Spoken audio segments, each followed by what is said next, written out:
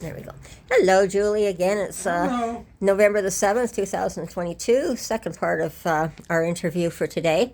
I'd like to talk to you more because we just touched on it briefly about the scams and people selling clothes and stuff on the streets. Well, I'd like to tell you about this interesting scam. Apparently, it's a girl that you do know because I've showed her picture. I did get a picture of her a couple of days later after she did her scam.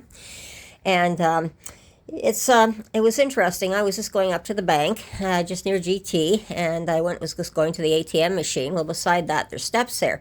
So I saw this girl that morning, and this was the morning after all the shoes and stuff had been stolen from the shepherds. So I don't usually talk to people like that, but I thought that's kind of weird. Why is she running around with socks? Was she one of the girls that got her shoes stolen at the shepherds that day? So I got talking to her.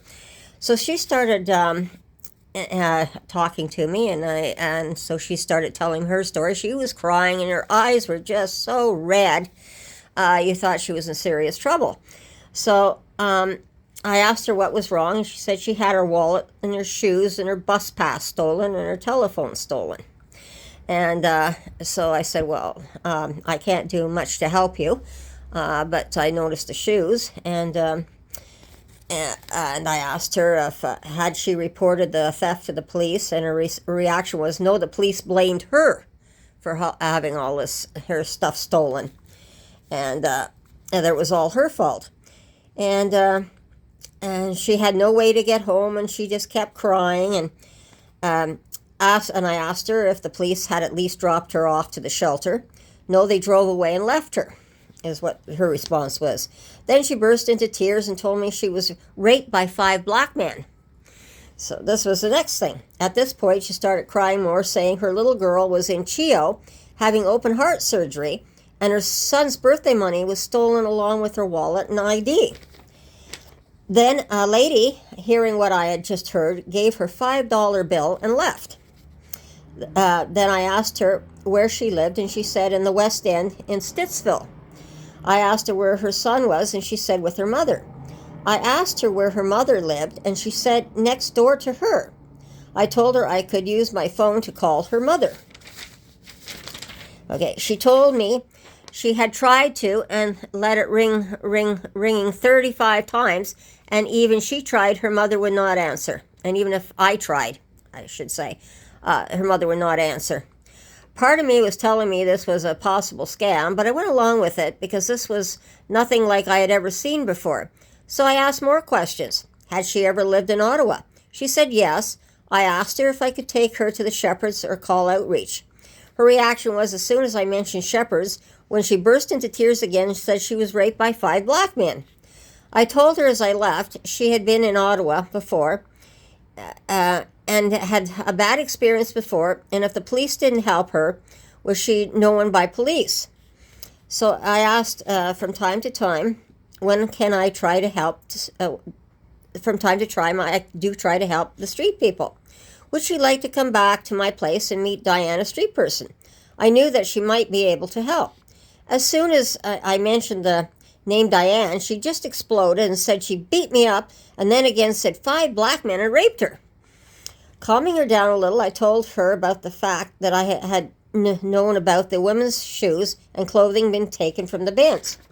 I said I couldn't help much, but I told her to stay there. I would be right back. I went to GT next door and bought her a cheap pair of shoes, socks, and gloves.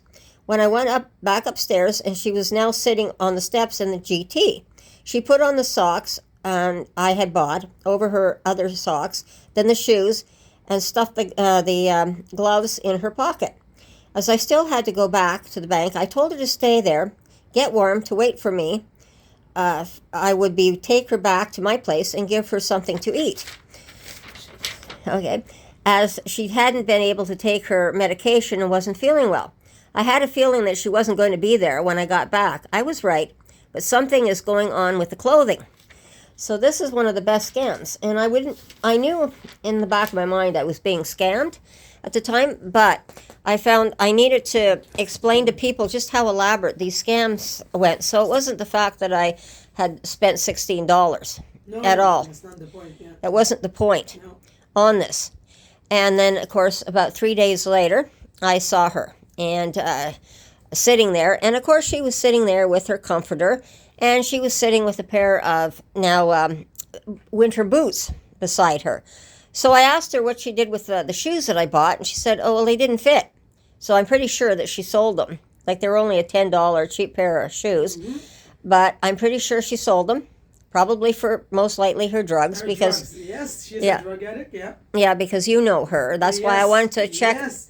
But I got her on film and that, about the shoes and that, and she didn't want to show her face, and she was screaming at me that she charged me for taking her picture. But she scammed me, and I got back to her on this. And I called her bluff, literally. She knew she got caught.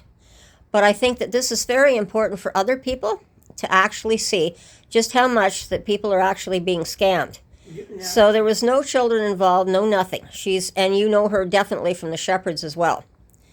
So again, she every time I mentioned the Shepherds, she just seemed to start shaking and getting even worse, and then saying, well, I've been raped.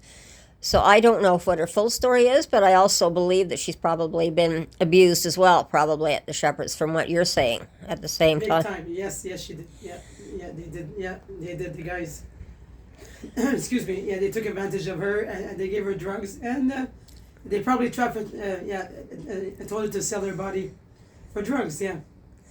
Yeah, well, it's just really interesting, but people don't realize that just giving this money to them, what's happening is it's going towards drugs, or used to be mostly alcohol, now it's more drugs. It's more drugs, yeah.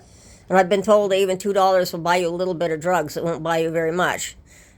So I don't do drugs, but I'm pretty sure that's what they do. Yeah, they run to the deal. Oh yeah, which is what I'm trying to explain to people, that the money you give to them, they just use it not wisely at all in most cases. Correct. But they steal from each other. They sell whatever they can to get whatever they can to get that next hit. And people keep giving money, and they think they're being good. Well, you shouldn't be giving these people money, period. And like I said, I know my people. I've known you for a while, so I know that you're not a drug person. But you don't come up and ask me for money either. You never have. If anything, no, you're my friend. Yes. I can't ask my friend for nothing. You know, no. If you offer me, no problem. But no, I'm really good to that. And I know I certainly haven't seen you going around begging for money at all. Never. But this is one of the things I found with the street people that I found very interesting too. I've had a couple of people have actually said that to me, and when they reported what's your employment, they actually they write down panhandling is employment. This is employment? Boy, that must be nice not to have to pay taxes on the employment that you're getting at the same time. You're right. Oh, that's funny. Yeah.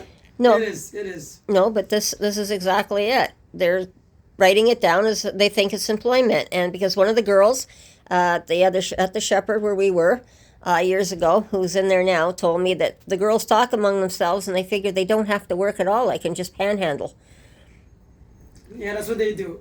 If they don't sell their bodies, they can just go out and panhandle. Exactly. It's the same thing for their drugs. Yeah. But the problem is, if you give them the money, it goes to the drugs. If you give it to the Shepherds and that, you still don't know where the money's going, because there's still so much problem with nobody accountable for the money and where it's going. So I think this is where I'm going to end it for today, but I just wanted to get this caught up a little bit. And I think it was a very interesting conversation. But I do want to warn people about the soap sobs, and that is honestly one of the most elaborate ones that I've ever seen yet on the streets. Same here. Okay. Good job, Christine. Thank you. Okay, and we'll talk later again some other time, okay? All right, thank you very much. Okay, bye-bye. Take care.